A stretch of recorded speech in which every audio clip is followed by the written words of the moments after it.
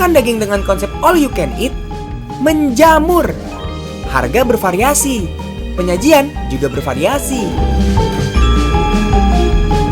Kalau yang ini, sajian daging panggang ala Brazil. Namanya churrasco. Daging panggang dari Brazil ini punya cita rasa khas. Terutama rasa gurih yang original dengan pilihan daging yang beragam. Daging dipanggang ke mesin panggang khusus ini. Sambil diputar, daging terus dipanggang selama 15 menit. Penyajian daging panggang di sini disebut espeto cohido. Pelayan akan berkeliling restoran dengan membawa tusukan daging panggang dan mengiris daging langsung ke piring pelanggan. Pengunjung nggak perlu repot-repot memanggil pelayan. Cukup kasih tanda di meja menggunakan koin. Koin hijau artinya pengunjung meminta daging. Koin kuning artinya untuk memesan nanas panggang. Kalau mau berhenti makan daging, tinggal taruh deh koin yang berwarna merah. Ada 10 jenis menu daging panggang yang berbeda-beda dan bakal terus disajikan bergantian. Dijamin puas deh makan dagingnya. Kalau dibandingkan dengan rata-rata pendapatan orang Indonesia, harga per kilogram daging sapi tuh termasuk mahal loh. Nggak heran kalau konsumsi daging orang Indonesia termasuk rendah. Nggak sampai 3 kilogram per orang tiap tahunnya. Rata-rata harga daging Rp120.000 sampai Rp150.000 per kilogram. Kalau kualitas dagingnya lebih bagus, harga juga lebih mahal. Harga dagingnya mahal bikin pedagang nakal mau cari untung yang lebih besar. Sayangnya cara yang digunakan merugikan konsumen. Detektif Unyil mau menelusuri praktik curang peternak sapi. Silakan Detektif Unyil. Detektif Unyil menelusuri kecurangan peternak sapi. Demi keuntungan berlipat, peternak tega memberi air berlebihan pada sapi pedaging. Istilahnya sapi gelonggongan. Tujuannya supaya bobot sapi lebih berat saat ditimbang. Hasilnya bobot sapi bertambah 10 sampai 15 kg. Memang apa ruginya buat konsumen? Kan cuma dikasih air, bukan bahan berbahaya.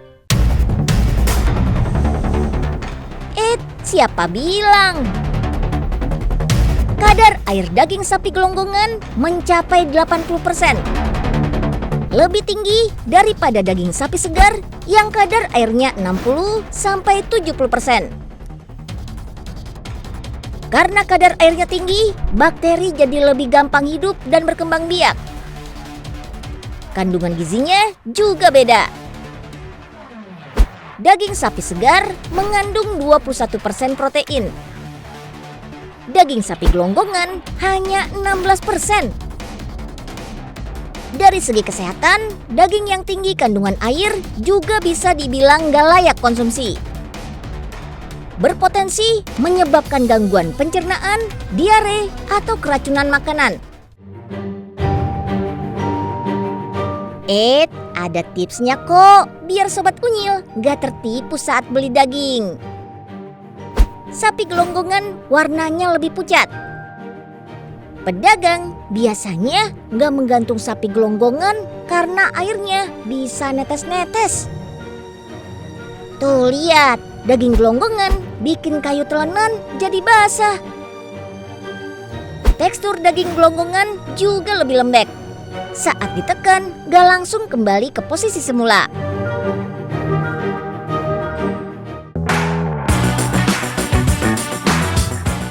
Daging sapi gelonggongan biasanya dijual sedikit lebih murah daripada daging segar. Jadi, kalau Sobat Unyil nemuin daging yang harganya murah, jangan langsung tergiur ya. Kenapa sih harga daging sapi tuh tinggi? Salah satunya karena proses distribusinya yang panjang. Dari peternak, rumah pemotongan, sampai daging segar ada di tangan konsumen, butuh waktu dan biaya besar. Beda ceritanya nih sama produsen daging di Tuban, Jawa Timur. Daging kualitas premium bisa dijual dengan harga lebih terjangkau. Karena rantai distribusi yang panjang bisa dipotong. Dalam satu lokasi sudah ada tempat penggemukan, pemotongan, dan pengemasan. Simak informasi selengkapnya ya.